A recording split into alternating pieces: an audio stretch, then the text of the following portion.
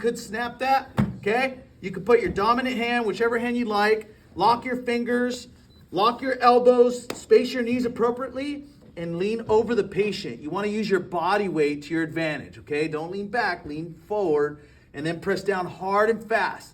Minimum 2 inches in depth, rate of 100 to 100.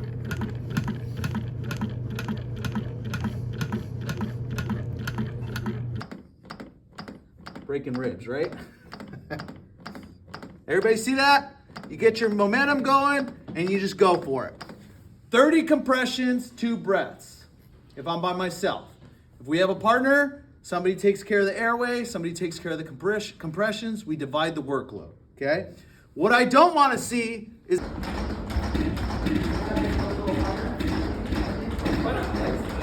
mild. We're gonna do a one-handed compression.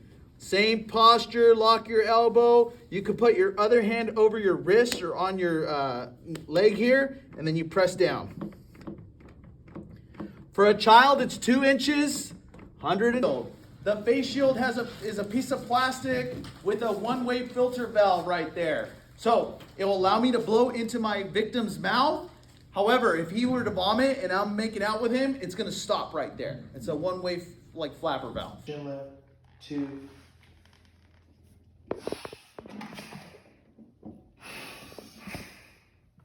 Rescue mask or pocket mask also has a one-way filter valve. It has a head strap, and then the face piece, wide part goes to the bottom, pointing part to the nose. This one requires a little more skill to use.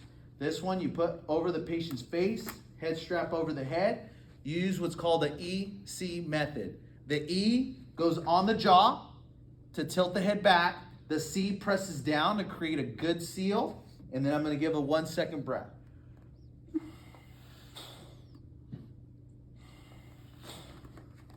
This one offers a little more space between him and I, right? That way we're not making out like that piece of plastic, but again, there's more skill. The most common issue I see with people